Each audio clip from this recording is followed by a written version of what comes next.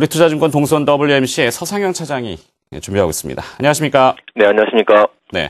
자, 이번에 G2 국가하고 미국하고 중국 정권 교체가 있게 되는데요. 일단 미국에서는 오바마 대통령의 재선이 확실시 되고 있고, 그다음에 중국에서는 내일 18차 당대회가 열린다고요. 이것이 어떤 의미를 또 지니게 됩니까? 예, 미국에서는 오바마가 재선에 성공을 하면서 예견된 하락을 하였지만 이제 경제지표 호전에 따른 흐름으로 결국 지수는 진짜 반등을 예고하고 있습니다.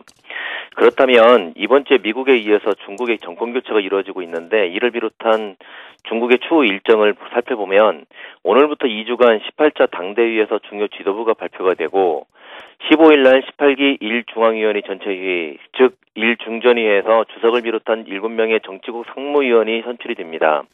그다음에 12월 달에 경제공작회의가 시진핑 정부의 첫 번째 공식 행사로 시작되며 내년 1월 달에 이제 첫 주 각 기관의 상무회의에서 소비부양 정책 발표가 되고 내년 3월 달에 전인대에서 구체적인 정책 수치가 발표되면서 계획 3년차 부양 수책이 나올 것으로 판단되고 있습니다.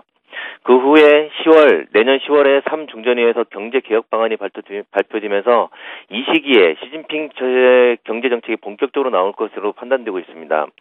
이러한 일정이 있기 때문에 이번 전국 대표대회에서는 실질적인 세부적인 정책이 결정되지 않고 다만 지도부 개편과 정부 인사 개편의 방향을 가늠할 수 있을 정도만이 있지만 이제 시장 참여자들이 이 부분에 대해서 주목하는 이유는 중국의 경제 주기는 이제 정체 주기와 일치하기 때문인데 특히 지난 15차 전국 대표대회 이후에 3중전위 전후에 이르기까지 대규모 재정 투자가 이루어지면서 이때 경제가 활성화되고 증시가 화랑을 보였기 때문입니다.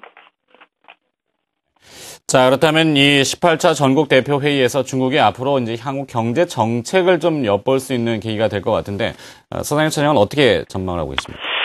일단 현 지도부는 지난 2008년 글로벌 위기 시 이제 바오파, 즉 성장률 유지를 최우선 정책 과제로 삼고 11.5 기획 목표 달성을 위해서 4조 위엔의 이제 대규모 재정 투자를 하면서 2010년도에 GDP 성장률을 10.4%까지 올리는 데 성공을 하였었습니다. 하지만 이로 인해서 부작용으로 인해서 인플레이션이 심화되고 올해 들어서 무조건적인 고성장보다는 균형성장, 안정성장이 핵심 과제로 등장하면서 7.5% 목표 성장률을 제시하였는데 이르렀습니다. 즉 2008년도에는 전면적 경기 부양이 우선이었다면 이제는 경제 체질 개선을 우선에 두고 있다고 봐야 될 것입니다. 결국 이렇게 되면 차기 정부는 크게 세 가지의 시나리오가 있는데 먼저 고성장을 위해서 2008년처럼 대규모 재정 투자를 단행을 하거나 아니면 성장률 실체를 감소하고 강력한 부동산과 산업 등의 구조조정을 추진하거나 아니면 제한된 구조조정 속에서 제한된 범위의 경기 부양과 미세 조정을 하는 시나리오인데 결국 중국의 최근 보도 등을 본다면 차기 중국 정부는 세 번째, 즉 제한된 범위의 경기 부양과 미세 조정을 하는 방안을 추진할 것이라는 판단입니다. 다만 이렇게 되면 실물 경기에 나타나는 흐름은 느리게 될 것이라는 점은 부담으로 작용하고 있지만 인플레이션 오래감이나 경기 위축에 따른 실업률 증가 등으로 인해서 사회 불안을 용납하지 않을 것이라는 점에서 중국 정부의 선택의 폭은 정해져 있다고 봐야 될 것이라는 판단입니다. 네, 그렇다면 이 향후 중국의 경제는 어떤 흐름을 보일 걸로 보십니까? 최근 중국에서 제조업 경기가 살아나고 있고 재고가 재확충이 되면서 내수 시장이 개선 조짐을 보이고 있으면서 유로존 리스크 등이 이전과는 달리 시간이 걸리겠지만 서서히 약화되면서 경기 회복에 대한 자신감을 가졌다는 점, 그리고 최근 신용대출 증가율이 높아지고 미국 경제지표 호전에 따른 수출 증가 등은 중국 경제의 3분기 바닥론을 이야기하고 있으며 메릴린치가 최근 4분기 GDP 성장률을 7.8%로 올렸고 내년 1분기를 8.3%로 상향 조정을 이제 한 점은 생각해 봐야 될 것이라는 판단입니다.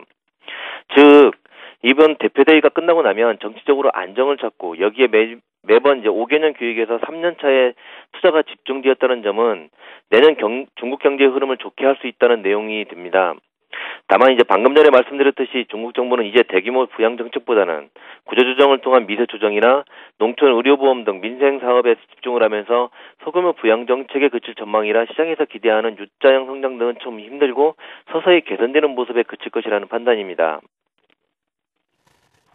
네, 그렇다면 이 느리지만 중국의 경기가 회복되고 있다라는 뜻으로 받아들여도 되는지요? 그리고 그에 따른 우리의 시장 대응 전략 어떻게 수립하면 좋겠습니까?